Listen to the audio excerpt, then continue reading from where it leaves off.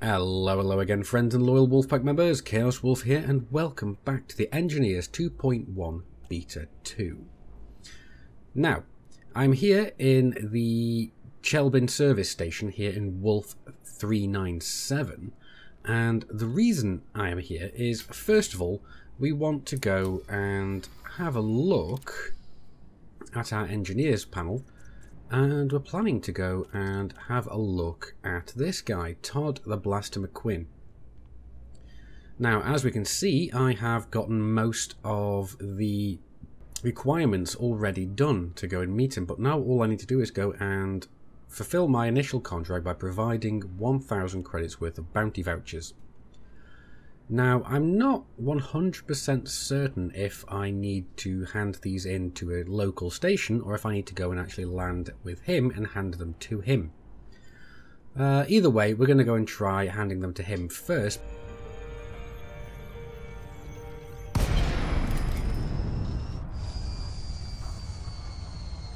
And here we are on approach to Trophy Camp. As you can see, it's already rendering from such a great distance away. Glide is now complete, so we'll just come in and we will go and request docking. Core Dynamics, Charlie Hotel Alpha Heavy, automated flight control protocol initiated. Please submit a request prior to landing. Docking permission authorized. You may proceed to landing pad 03. Okay, so as you can see, this arrangement is very, very different to any of the surface settlements that you've seen so far. Frontier have gone and handcrafted every single one of the engineers' bases. Now this looks absolutely spectacular. We can see all the smelting towers, and we can see all the landing pads. You cannot actually make out that they're a completely different type to any landing pad currently in the live game. Now what we need to do is we need to get our landing gear out and get ourselves set down and inside. Now, as you can hear from the comms chatter or the control tower, the engineers' bases are completely automated. You don't hear human voices here, it is just completely automated. So let's enter the hangar and let's go. So let's completed. Ship secured. Greetings, Commander. So let's get inside and have a look at the new docking bay. Just look at that. This is very nice. As you can see, it's a little bit more rough and ready than the normal docking bays that we're used to. And you can see all the lighting up the top. It really lights up the ship and lights up the area extremely well. Way better than it does in the old types of hangars. So, how do we go and get access to our engineer? Well, this guy has requested that we have 1,000 credits worth of bounty vouchers. Now, I did try previously to go and hand them in to the contacts here. Don't do that. That is not what you meant to do. You definitely do not want to go and do that. You want to come into the workshop and you want to come here to the donate. So what's going to happen is you're not going to be getting the 1,000 credits yourself. These are going to be going to Mr. McQuinn. So let's go and donate. And there we go, we've donated, and now that's given us access to level 1 on Multicannons. Can we go? So here we go. He can do cannons, multi-cannons, fragment cannons, railguns as well. Oh yeah, so he deals with the railguns as well, at least for now, at least in the beta. Now what we have to do is we have to go and build a better relationship with this guy in order to go and access grade 2 of his upgrades. So let's go and have a look at the multi-cannons. Now, let's see. I need to know which class you want to go and review. But really, I want to go and review the class 4s. but we can't seem to do that at the moment, even though I do have them fitted to my ship. So let's go to the class 2. And it's going to cost us 1 sulfur and 2 heat-resistant ceramics. Now, where we go and get the heat-resistant ceramics from, I am not entirely positive right now. But I am going to go and have a look at that very soon and try and work that out for the next video. But we can see that what we would get from this is we can have efficient weapons, so we can reduce the heat.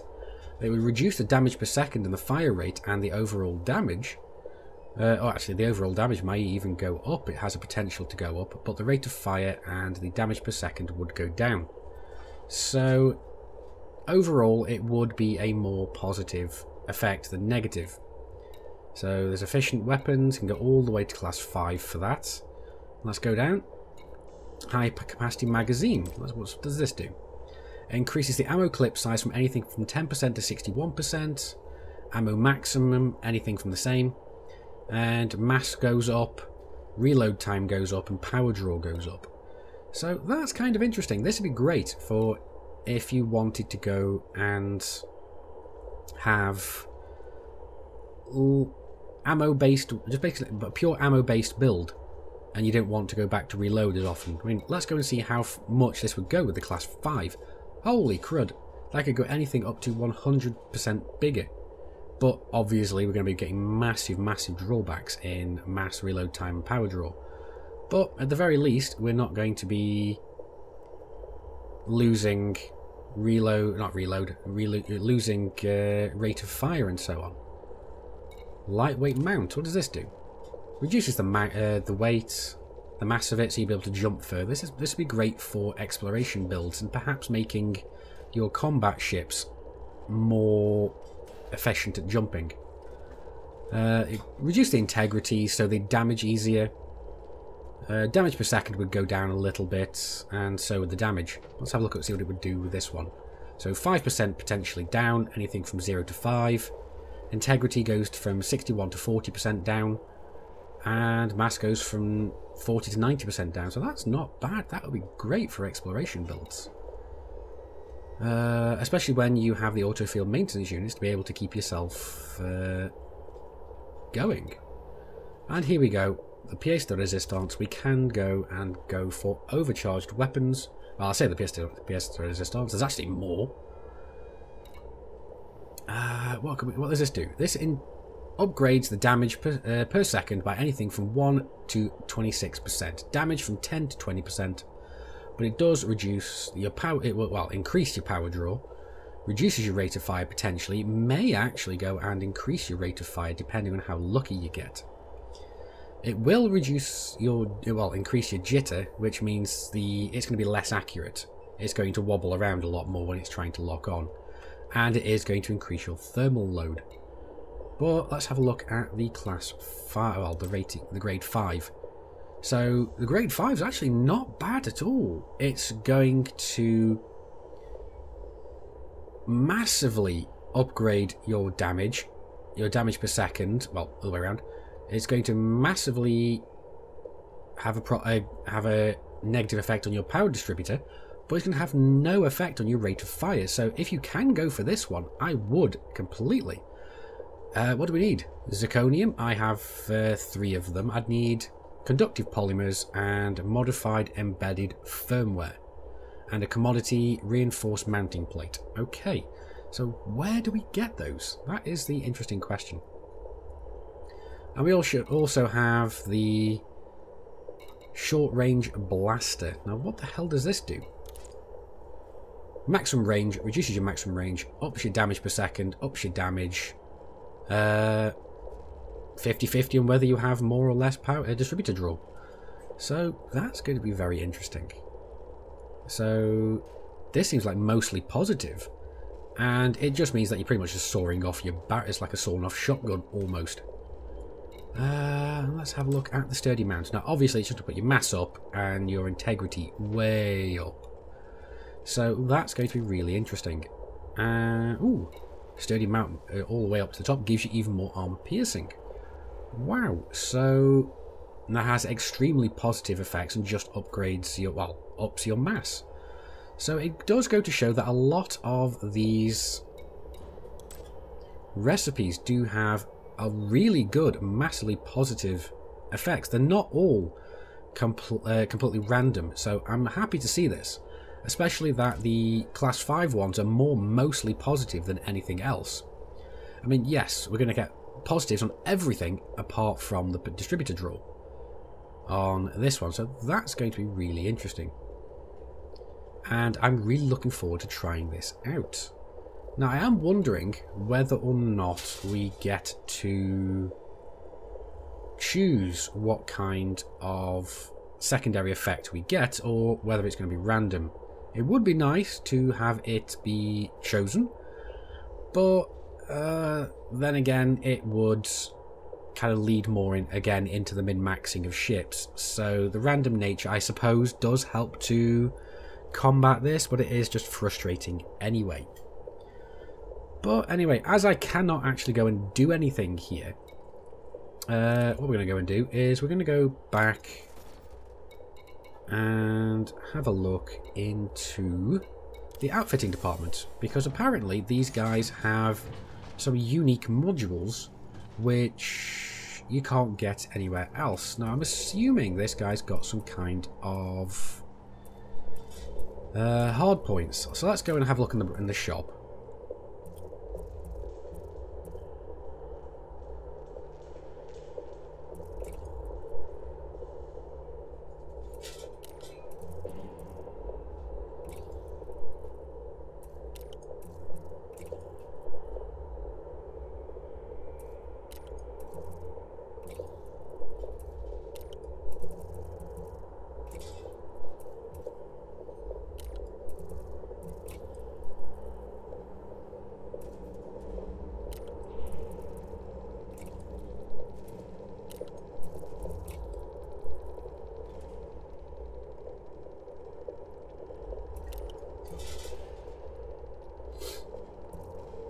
Well, after having a look through all of the weapons, I can see that there's nothing unique there.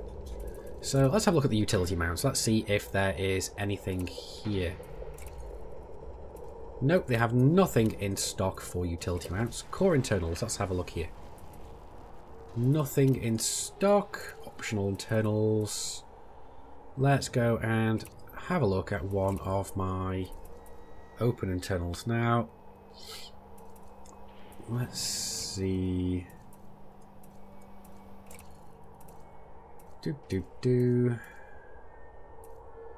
I can't really seem to see anything that is useful here. They have the bi-weaves and the prismatic shields, but that doesn't seem to be useful at all. So obviously it's not going to be there. Huh, okay. So I can't seem to find anything from this guy that is that is unique to him, at least not at the moment. Unless I've missed something completely. If I have, please let me know. But I can't seem to find anything that is unique to this guy. We have all of the items available. I mean, like we have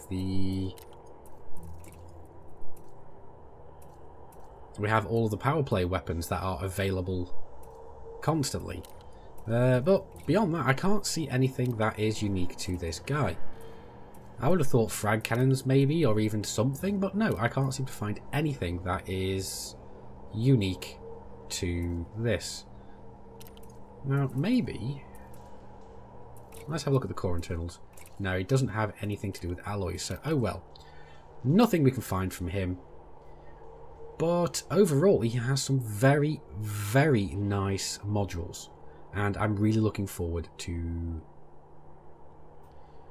But on the whole, he has some very nice recipes that I'm looking forward to giving a try of.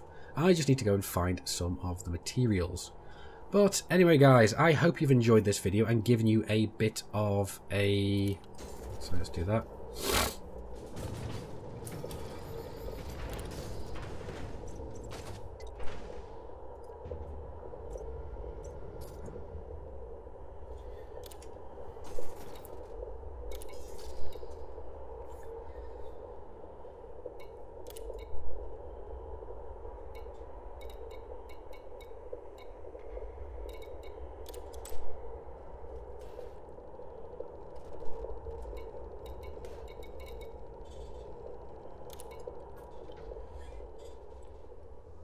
Okay, so let's have a look at what we can go and have modified with Tod The Blaster McQuinn.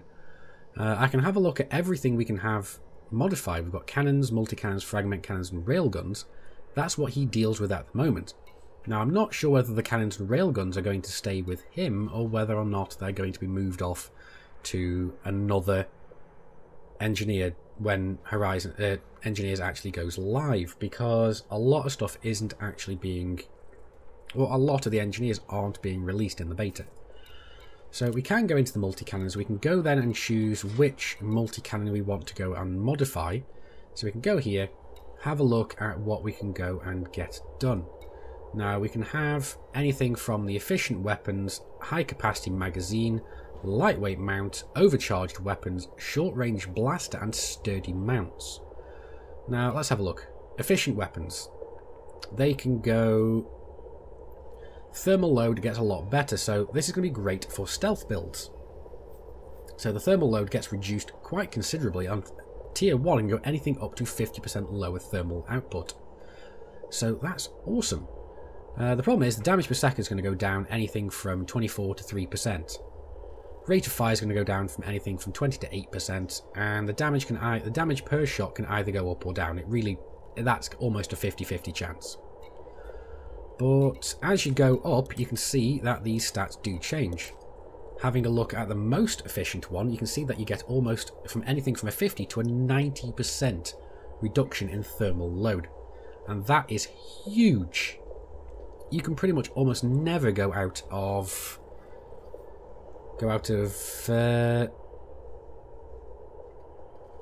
you'd almost never have to go out of silent running. Damage per second, yeah, that can either go up or down. It's almost 50-50 again, but you have 50% more chance to get more. The rate of fire is going to go down from anything from 0 to 5%. Damage is going to go down from anything from 1% up from 9%. Power draw will be better at -15% or -40%, and distributor per draw will be the same. So you can see that the more you shell out for these, the way better they're going to actually go and be. So, high capacity magazine, obviously this is just going to be increasing the ammo clip size and the maximum ammo. You're going to be having negative effects on mass reload time and power draw, and as you go up you can see that these are just going to get even more extreme on both ends. We can then go and have a look at the... well, we had a look at that one already. We can go and have a look at the lightweight mount.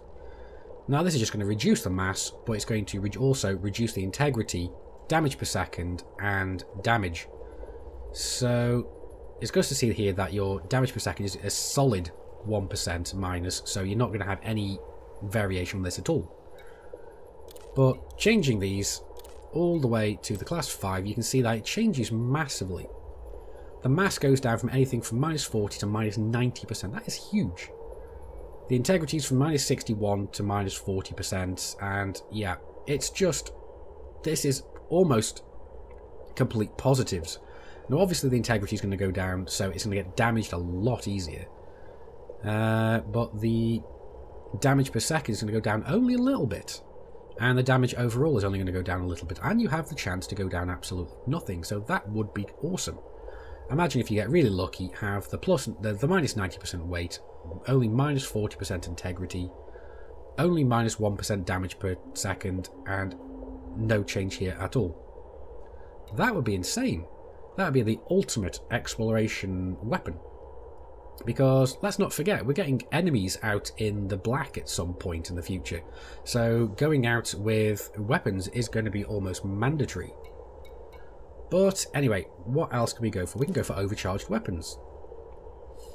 Now, obviously, this is going to be a bit more of a lottery. You can see here that the damage per second can only go up. So, that's great, as can the damage. So, both of those are awesome. That's great. Distributor draw, obviously that's going to be going down, anything from 90 to 45% extra power draw on the distributor. Rate of fire, almost 50-50 again. We could get potentially a raise in rate of fire, so that would be awesome if that could happen, but it may not. Jitter's going to be getting worse. Now, what jitter is when you're locking on with the gimbaled weapon, it's going to wobble around, perhaps. Perhaps that won't apply to fixed weapons, so it may be a little better to have these on fixed weapons. Or maybe the jitter is just how far off the shells go from where you're aiming them. Thermal load, obviously that's going to be going up. But if we go as you can see, if we go up, all these stats completely change. Until you get to this complete overcharge, we've actually lost 2 of the negatives. We've lost the jitter and the thermal load. So here, there's no problem changes to the thermal load, there's no changes to the jitter. You just get the damage per second going up, the damage going up, the distributor draw is the only thing going down, and the rate of fire goes up. So that is absolutely insane. I want that. I want that for all my ships. And let's have a look. Short range blaster, let's see. Maximum range goes down, so anything from 10% to 35%. But damage per second, damage goes up, and distributor draw can either go up or down. Really depends. 50-50 split. Flip your coin, throw your die, whatever. But as you can see again, the further we go down these, this is one of the few ones that actually gets even more negatives as you go along. Your maximum range goes anything from -75 to -50. Damage per second goes up from 25 to 50%, as does the damage. Distributor draw goes down, well, up, obviously, sorry. Thermal load goes up, and integrity goes down. So, yeah, we gain a few extra things on this. So, yeah, really kind of more negatives on that one, but the positives massively outweigh it. And then we go for the typical hardcore combat ship, the sturdy mounts. Ups the mass, doesn't usually matter on combat ships because you're not jumping around all that much, but it puts the integrity up on the weapon. The further we go up, oh look, we start to get more buffs on the armor piercing. That's nice. All the way up to where we get massive increases in armor piercing, massive increases in integrity, and the mass goes up absolutely insanely, anything up to 250%. But like I said, it's going to be a combat ship. You don't want to be jumping around. So that's going to be insane. That might be quite nice to have on a combat Python or a combat Corvette maybe. I don't really know, but your jump range is going to be absolutely shredded by this. But we can't really do anything with these recipes because I just do not have the materials for it at the moment. So, proprietary composites, technetium, and radiation baffles. Yeah, okay. Lots of things I just don't have access to at the moment. Now I'm going to have to go and find out where the hell I get these from. Perhaps it may be easy on the beta server, perhaps not, I don't know. But it's also said that the engineers will have unique items to them. Now, I don't know if they've been introduced or not, but I haven't been able to find anything with Tod The Blaster McQuinn. So, where they may be, I don't know, but we'll find out. But anyway, guys, I do hope you've enjoyed this video so far and gotten a bit more of an insight to what the engineers are, especially Tod The Blaster McQuinn. Now, I do hope you've enjoyed the video. If so, please do hit those like and subscribe buttons to get more info from the 2.1 Engineers beta coming up very soon. Anyway, thank you very much for watching. I've been Commander Chaos Wolf. You guys have been epic. I will see you soon. And until then, Commanders, keep flying and stay shiny.